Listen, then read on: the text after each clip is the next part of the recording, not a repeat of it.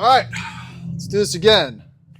Well, I'm not going to go into the other details. Welcome back to the Addicted Motors podcast. My name is Troy of the Addicted Motors YouTube channel, and this is Mike of Sportscar Workshops.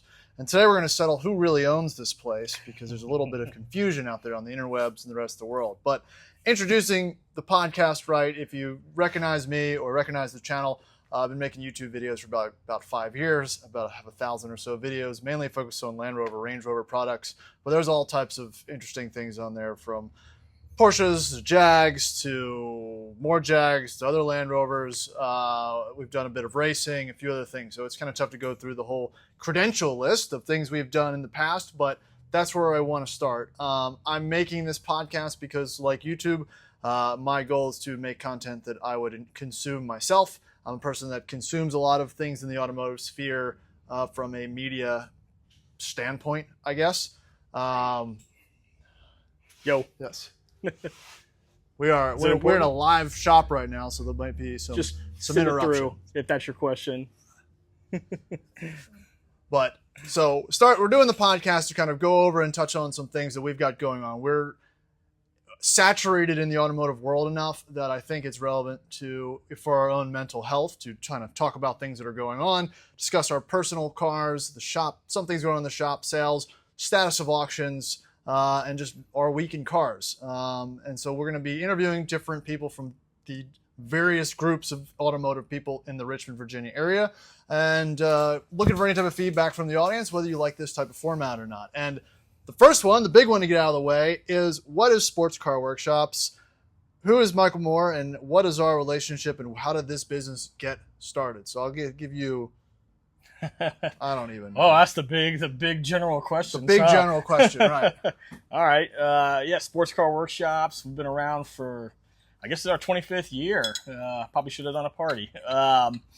Didn't even get a shirt, right? No. There's time. We're only halfway through. I'll get some hot swag going. So 25 years. Been in Richmond forever. A lot of people just kind of generally recognize our logo from the Boulevard days. Been on the south side of Richmond for 7 years now. Grew up around it, family business. Got bit with the bug early on. Getting to do my passion as a job is pretty cool. It's not always during business hours. We get into our shenanigans off the time too. So it was started by your dad. What's the history of it, right? We're kind of descended from a Triumph dealer back in probably the 60s. We've gone through various names, Bradleys, E.G. Bradleys. We still have stock and stickers from back then, kind of floating around. Under this official name and this legal business, we've been around since 2000, but we go way back through various partnerships and former businesses merging and closing. My family stepped in 20 years ago, partnering with a guy named Ken, who had been in the game since 60s. Just huge alpha guy, but did all the kind of period sports cars back then and just kept doing them until they were vintage. That was like the view, right? You drive by that old location, there would be MGBs, TR6s, Defender 90s, maybe a weird SD1, Lotus Esprits, like that generation of quirky 80s, 90s, and 60s, that British turd sports car. Prior to me, it was E-types. Definitely more 60s and 70s. Being slightly younger than that generation, I'm way more into 80s and 90s. So that kind of, we've expanded, and we do a ton of air cooled stuff from 80s, 90s. But I still love the older stuff. Grew up around it. There's something about the analog feel. They're not as fast as the modern stuff, but they feel fast. Yeah, and this type of shop-related format is one that is not being created as often, right? These establishments like this, the knowledge transfer and whatnot is becoming more and more rare. Like, there are people that are integrating themselves into this world, but not with the baseline knowledge, and it gets that older experience. They get more specialized, where you guys still walk a lot of lines, right? You walk into a vintage car shop and it's probably like oh, this is a Porsche shop, they do Porsches, or this is a British Leyland shop, they'll Right. do Triumphs, MGs, whatever. We're definitely still in the we do what we think is cool category, which covers a spread. I like every day to be different.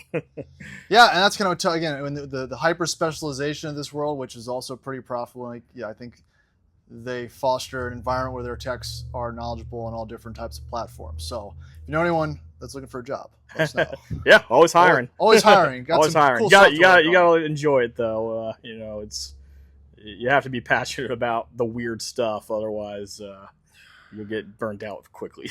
But yeah, so I mean, do sales mainly of customer cars and stuff that we have a little bit of a baseline on for the most part. It makes for an easier transaction. You guys don't really do paint and body. We've got people that can help and whatnot, but mainly a repair and restoration stop for all the kind of cool stuff that you see on my channel. And that is of the current period, right? You've got the cool stuff from the 60s, and that's kind of phasing out, but now 80s, 90s, early 2000s, all that nostalgic area, that 20, 30-year rule of popularity has really kind of increased over the last few years. So from a shop standpoint, that's the overview. Again, based in Richmond, Virginia, been doing this for a while, a lot of family heritage there, and continuing to kind of evolve with the kind of the changing times, but also work on modern vehicles too. I mean, we do a ton of the late model exotics. I mean, honestly, it's all pretty easy relative to the old stuff where you have 9 previous owners, nothing matches diagrams anymore, and who knows what weird stuff you're gonna find. So I would go through cars that Mike's owned to get a baseline of that, but there's been a lot. We can save that for another episode. We could probably go through 2 hours of all the different cars that we've either owned together or owned as a shop or owned outside of a shop, or that we just kind of parked out back rotting. But gotta have the backyard cars. Yeah, but I think in this segment we kind of wanted to touch off of from a business perspective point and any interesting things that you have going on as far as higher end projects, as long as we're not disclosing any personal information, whatnot, interesting goings on or hurdles that you guys have bumped into in the last few months. Whew, yeah, I mean, hurdles is a pretty easy one. The international trade world being what it is has created some interesting problems. We've had a $700 line item already for a tariff on a transmission job or a clutch job we were doing. Everything's certainly taking longer to get here, so cars are getting stuck on lifts longer. Just in general, it's slowing everything down, and it can be difficult getting people their toys in this weather. Yeah, because that's the tough part about going back and forth in a shop like this, right? You're mainly working on people's toys, so you're dealing with not only the piece of mechanical bit of the car, but the owner personalities. You've seen all the reality shows and whatnot, and I'm not saying it's that dramatic, but when you're dealing with people, 5-day deadline. Yeah, 5-day deadline of this. But you get those calls. Hey, I need this done. I've got this crazy issue. We got a show coming up. We need to see if we can get it done. That type of stuff does actually happen. The Pharrell Williams movie Maserati. That was in town. The guy was driving it to Richmond to be in the shoot, and it died on the highway. And so that was a pretty classic. Like, you have one day to get parts for a 40-year-old car and get it fixed, and we shockingly pulled it off, but twice, because then he wrecked it the next day and we fixed it again. But that was I guess the manufacturer drama does sometimes exist in real life. But I guess there has been some upsides of being independently owned in a market where the dealership networks are slowly kind of contracting on itself, right? From the alpha dealers no longer supporting anything in Richmond, you kind of get an influx of that type of business from, the Julias and those kind of modernish alphas, which are cheap enough now that, they're kind of attractive, those 18 to 23 models, but without having a licensed service center in the Richmond area, I know you guys are probably the only place that really messes with that kind of stuff. We catch them from good ups and downs stuff. Anyway. Yeah, somebody just drove from Charlottesville last week, 2 weeks ago, because nobody else would work on their 2019 Alpha. I mean, late model stuff you can't get worked on. It's rough out there. But yeah, recently there's been a pivot in probably the past 5 years into focusing more on the Land Rover, Range Rover aspect of things.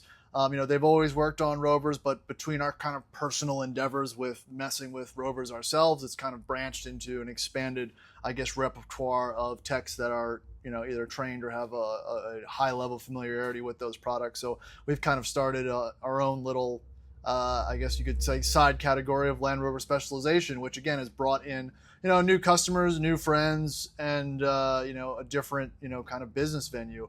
And from a standpoint of, if you own an old Rover, you own something else. So it just kind of, again, drives business one way or the other. Most people don't just own Land Rovers. It's usually a staple within a small collection of unreliable vehicles. You got to have the variety. I mean, it's doing one thing gets boring. You got to have a Land Rover and an air-cooled Porsche. And another Land Rover and a backup Land Rover. Yeah, you got to have the yard art for sure. But, yeah, who wants to do the same thing every day? That's boring. What do you say right now, top 3 hardest type of vehicle or manufacturer to get parts for?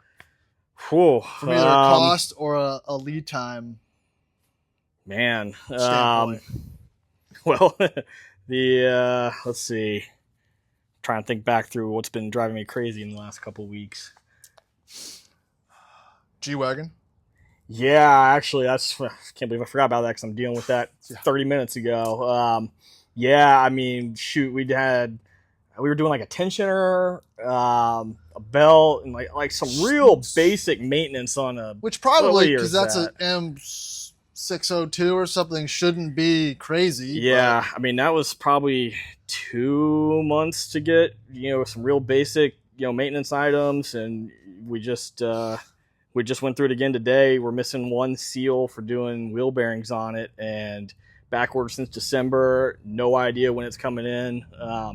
Luckily, there's an updated part that we can get in there, but even that's going to be a little bit. Yeah, it's always the dumb stuff that gets you. And to clarify, we're talking about a pre-U.S. import diesel. Oh yeah, not a modern. We're not talking about like an M113 or whatever, 2002 plus. It's hit or miss too. I mean, we diagged a bad turn signal stock in that same car, had it next day. It's it's probably shared with some other. Oh, it is the same stock they use in like all the 300Ds, whatever. But that was on Worldpac, a normal supplier. Yeah, it's all over the place. I mean, we had some. Ferrari shouldn't be too surprising, but for that 456, a lot of that stuff came from overseas, and customs is just a nightmare right now. Nobody knows what they're doing or what they're supposed to be charging, and stuff just gets stuck in limbo. It sits around here. The customer wonders where their car's at. It's not really on your guys. It's taking up parking lot spots, taking up lift spots. You're moving stuff in and out. It becomes a bit of the efficiency goes way down the drain. Cars just dead on lifts or putting them together just enough to get off lifts, and then doing jobs twice that way. And yeah, it's why people don't want to do these old cars. It's nothing's as easy or straightforward. It's I guess any cars you would tell people to avoid from a stop shop, like a classic-ish car, due to, because I had a neighbor call me the other day because her Indy, she's looking to inherit a 97 S500, and her Indy mechanic in Phoenix was like, oh, we can't get parts for these things anymore. And she's got a 2013 ML 350, like, oh, we can't get parts. We don't like working on these, blah, blah, blah. And I'm like, well, I don't think that's so much true. I'm sure there's some integral parts there, but anything that like seems okay on the surface, but actually is kind of a nightmare. Well, late model Alphas, unless you've got the factory software, you can't do some pretty basic functions like resetting oil lights. Right. But yeah, I don't know about that. I think it's hard to narrow that down to a make. I think a lot of it can be model dependent.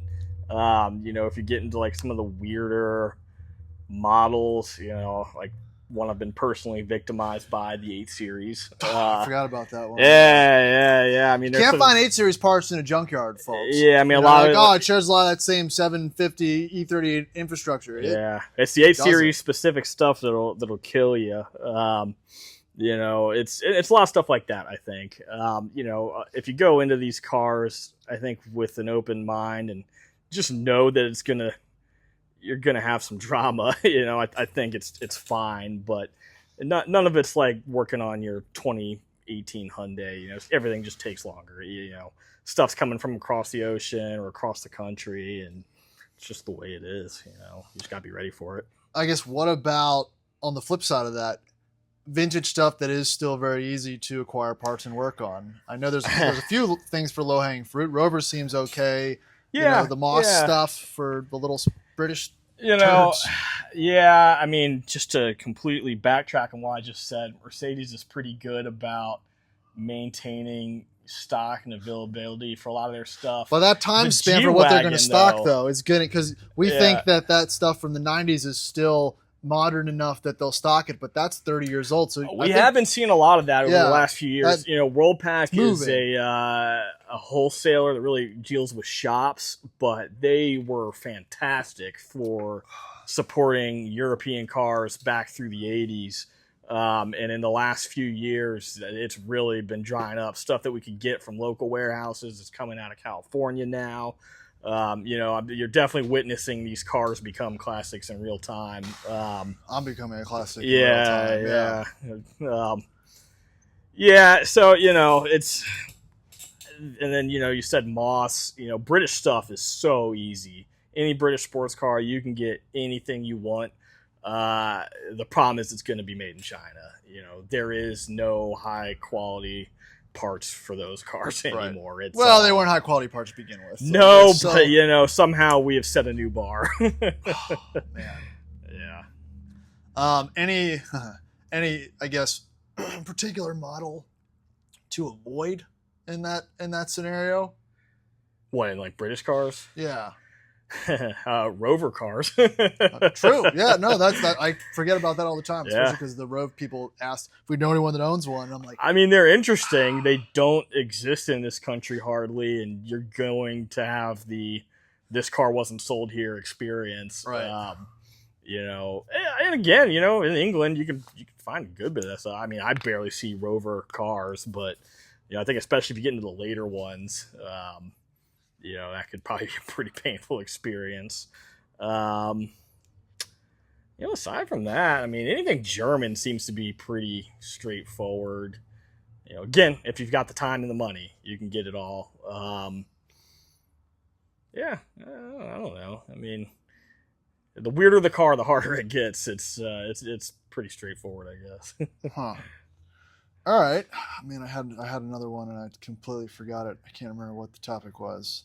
So that's a bit of the kind of the shop comings and goings that we might, forecast in the future to kind of discuss. We'll be a little bit more prepared next time for specific topics, but it's kind of fun to riff with it, as a lot of people, want to know what's kind of going on in these type of spheres, because, it is interesting, and that's how you kind of cut your teeth on this type of knowledge. You see what not to do and what to do from other people's, I wouldn't say mistakes, but I mean, how many cars here come in for a post-purchase inspection, and you've got poor the evil PPI, and you've got and you guys become the bad guys because you find this type of stuff. But as a person who buys stuff sight unseen, as we both do, that's no fun. I don't follow my own advice. Right. I create my own problems. All right, and I'll circle back to whatever the other part was that I was trying to come up with before. But sales update, still have the cars that we posted recently. So this 03 Lotus Esprit Twin Turbo V8, 29,000 miles, 2-owner, clean everything, all service ready to go, still available. We've got it posted up on P-Car Marketplace and Haggerty. The next one to kind of go on the chopping block, I guess, but also a great car is that 85 308 GTS QV that's behind us, 25,000 miles, fresh timing belt and all that fun Engineality Ferrari stuff. So yeah, and both of these cars are consignments. Just a customer of ours, long-time customer. I mean, we've been servicing these cars for 10, 15 years, long time. We know these cars very well. They're very honest cars. It's one of those cars you buy the owner, right? I love when people say, hey, are these cars reliable? And I'm like, God, it's 30 years old. So you're not buying the car or the make or anything associated with that. You're buying the owner, you're buying the records, and you're buying like the personality of how they drove it and whatnot. That's if it's a private sale. So it's funny, these kind of topics of things that people like to talk about that aren't relevant because the thing has aged out of its, service lifespan. You know what I mean? Things aren't meant to work perfectly on the original OEM parts past a certain age, and people get upset when things go wrong sometimes. So that's sales. We also have a 63 Healy project that's been posted on Facebook Marketplace for a while. It's 21 grand. It runs, it drives. It just needs some finishing and maybe some minor mechanical bits. But it's a good car if you forgot that you wanted a fun car. Big Healy, yeah. You can get in it and you could drive it now. It's not perfect, but you can have some fun while it's still nice out. Yeah, and a bunch of TR6s, but I don't think anyone's looking to talk about those. Other exciting news, I don't know if I mentioned it probably on the first episode, but the auction 08997.1 base that we got from the Carvana auction has showed up. So I think it was around 32-ish, something like that, grand. It was 3-owner, 168,000 mile, highest mileage, highest sale price, most bids we've ever seen on a Carvana auction. It showed up, and we've gone through it, and it's okay. Oh, it's great. I mean it's you can just see the maintenance history looking under that car. Yeah. Really, we found a couple little things, and one of them I think is really just an improper install of some attempted maintenance. But it's a very honest car. I mean, it's people freak out about mileage, and I think by the time you get to a certain age of vehicle, it just kind of becomes irrelevant. I've seen 30,000 mile cars that are way rougher than 130,000 mile cars. Time takes its toll, and if you're keeping up with it, you're keeping up with it. Yeah, and I think we've done our detective work as best as possible. I preach this a lot, but you really can gain a good feel of a car by obviously looking over the pictures and whatnot as close as possible, but running a Carfax, looking at what the service records look at the duration of ownership, where geographically it was owned, and the shops it was serviced at. And this one had recent suspension updates, had a clutch put in, had new brakes. I mean, all that stuff adds up immensely from a cost perspective. And is that current owner absorbing those costs in the purchase price? Yeah, slightly. I mean, it wasn't a deal. I don't think he overspent massively, but he's getting a good car on paper for a pretty good price. That has a lot of miles, but I drove it. It drives almost, I'd say, drives 85% of what my 05 same exact model with 33,000 miles drives, and it's got 130,000 more miles on it. So kind of a testament to Porsche maintenance and build quality. I don't see a lot of high mileage 997s. We're kind of getting that kind of ropey feel of a 996, but for a 997 with that many miles on it, and the spec it was in with the kind of color match trim, the carbon shifter, the sport chrono, all that, everything, it's kind of impressive. So it's an emerging market of high mileage, lower price 997s. I think we're seeing that market come down a little bit, but they're definitely holding their value. So the owner's going to come check it out tonight, and I think he'll be happy with his purchase. I know he's excited. Oh yeah. All right, so that's it for the sales side of things. We can probably jump into our first topic, and probably the one we'll end with here. Best car recommend for non-car people. Now, we get this all the time from a sales perspective. Obviously, we deal with interesting enthusiast cars, but everyone needs a car for their wife, girlfriend, husband, boyfriend, whoever, kid. And I want to put this in two categories. It's the purchase new car for people with a, these days, $35,000 to $50,000 budget, and that, hey, I might need a first car for my kid. Let's call it sub $8,000.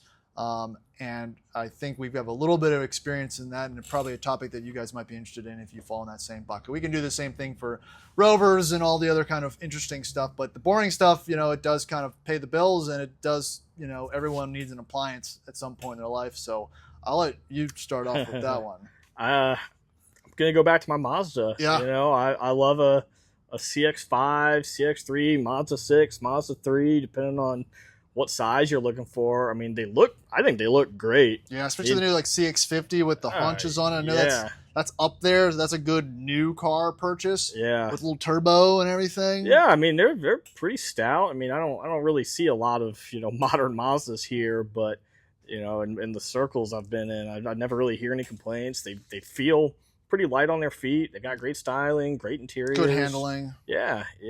I mean, I love a Mazda. Yeah, we just don't see them at the shop for any major repairs. Not that we're the primary service providers for those type of cars, but it's what you don't know that you don't know, and we don't know that it has any type of major catastrophic issues. I'm sure you can correct us in the comments about what your favorite Mazda models are, but I think that CX-5 or CX-50 are fairly solid. I'd like to come up with a second one. What was the budget? 35? Yeah, call it 35 to, more things are 50 than we realize. Yeah, I was going to say that's a market I don't really shop because I'm either, way above it or way below it. Yeah. All right, well, let's just settle with Mazda. Let's get back to let's say you need something. We're going to buy it at auction, sub $10,000 for a reliable kid hauler or kid's car. Okay, my first move is if your budget's $10,000. D2. If your budget's $10,000, it's really $8,000 because at that price point you're going to need something, and you might as well just be ready for it.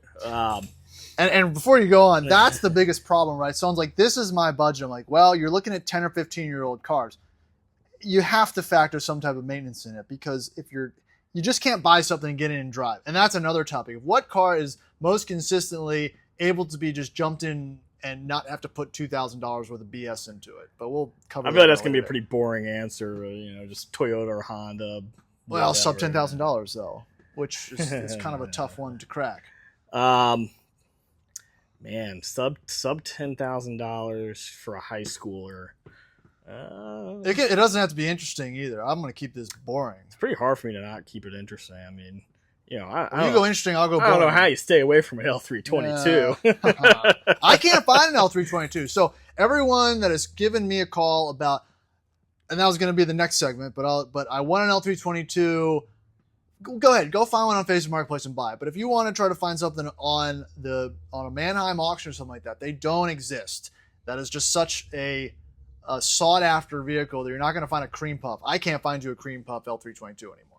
At least. Yeah, I think they've aged out of, they're not really trade-ins anymore. Right, and if they are, they're shot. And if they are, they were probably traded in at a buy here, pay here, and it's not the L322 you want. You could just, it's kind of a boring answer. I'm going to skip you because you don't have it. I would just go with an older Mazda CX-5. So, Pilot, any year Honda Pilot. We bought one, it was red light, it was like $4,000, had a check engine light, a bunch of issues, ended up being like an O2 sensor. Yeah. A Honda Pilot, you get in, most of them still have Bluetooth, like an 8 to a 13.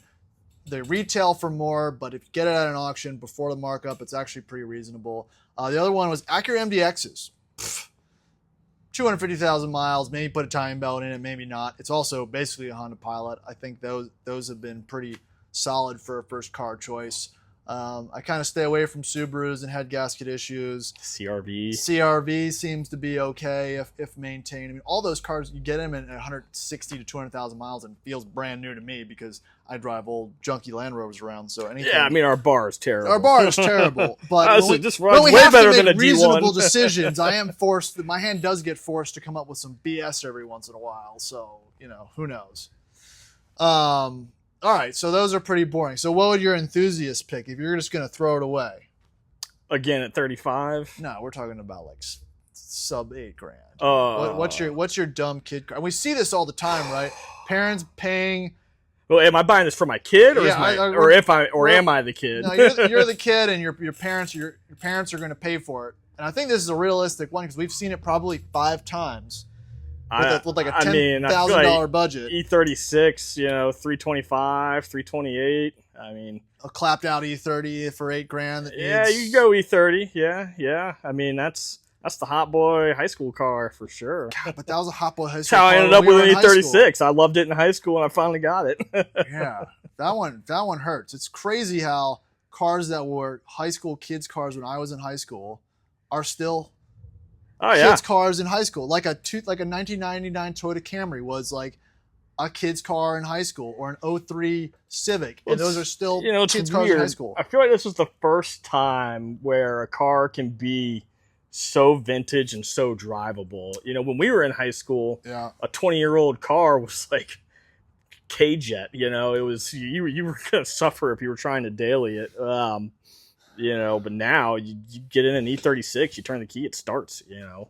That's the problem with old BMWs. They always run. Yeah. I think that's what gets you every time. You're like, oh, it runs. It's good, you know. And then you hold on to it. Keep the cooling system together. You're good. I'm not going to even go there.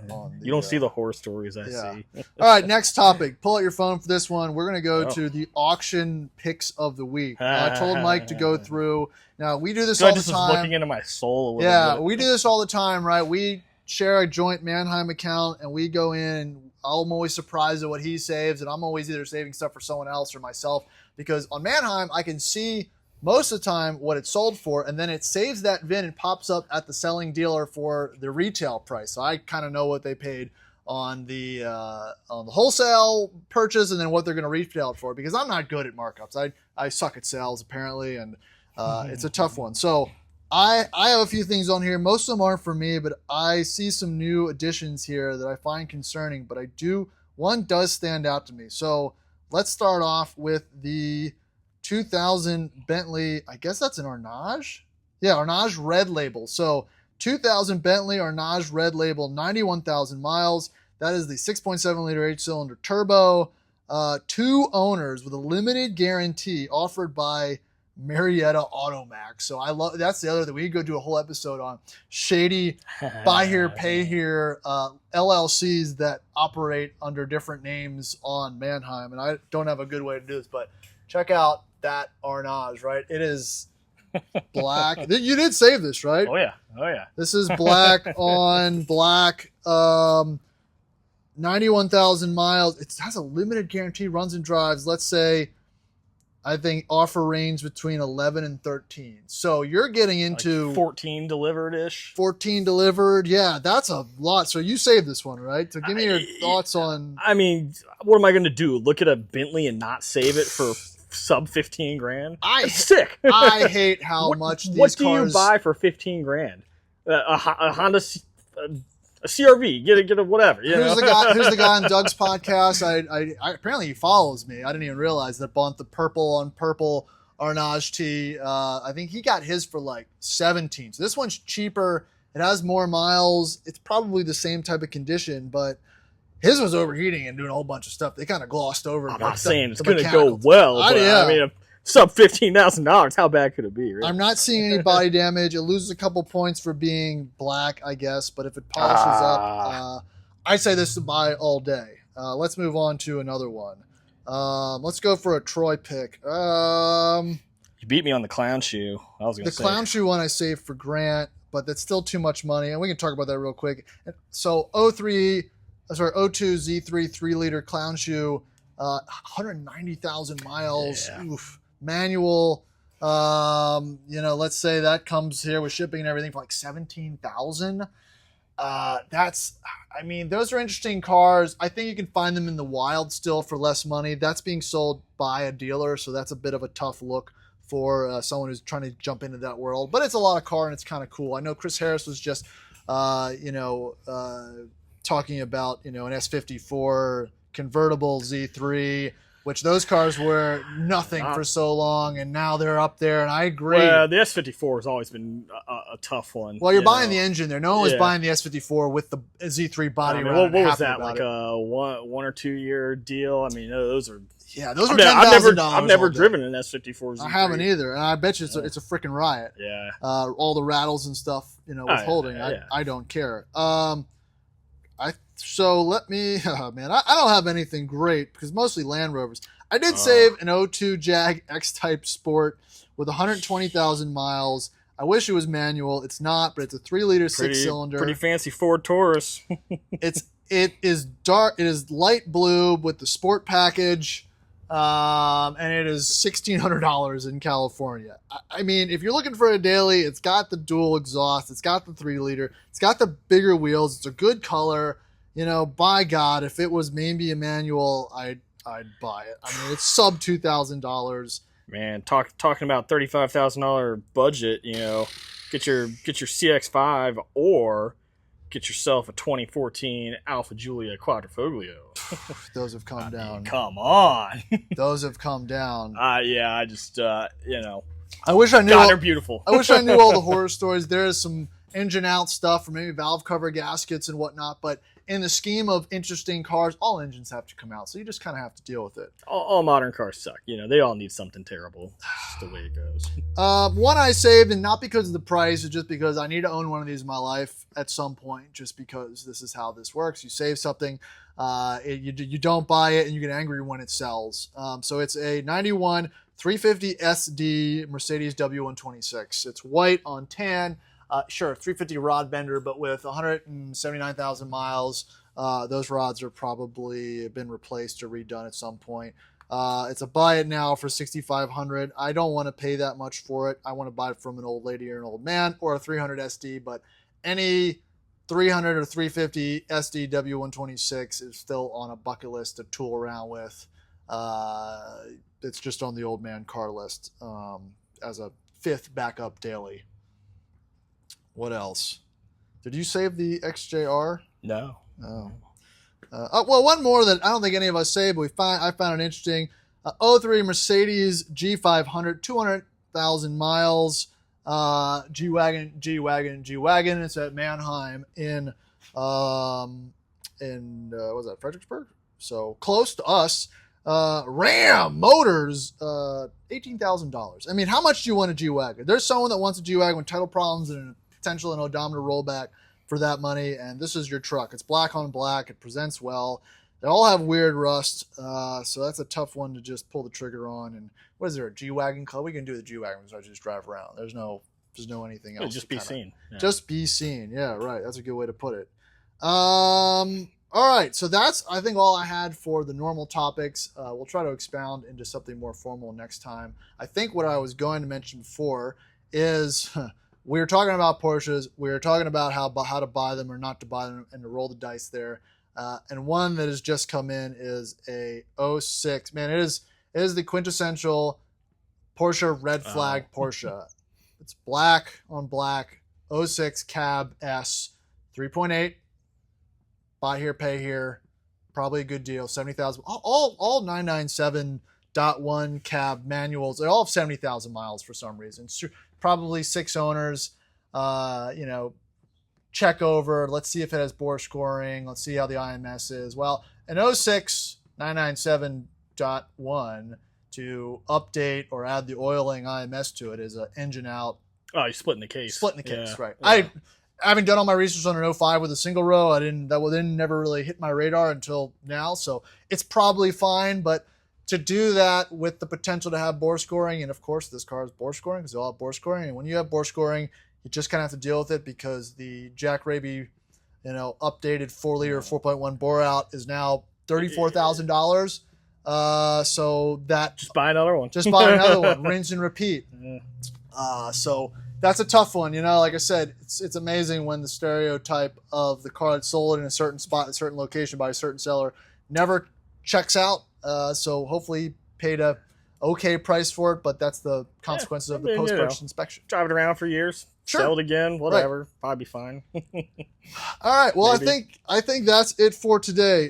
Covered a few topics. Again, let us know in the comments if you like this type of content. We're going to be doing some type of podcast related topics once a week. Try to get consistent with those uploads. This will be on Spotify and YouTube for the people that are listening with your ear holes and your eye holes.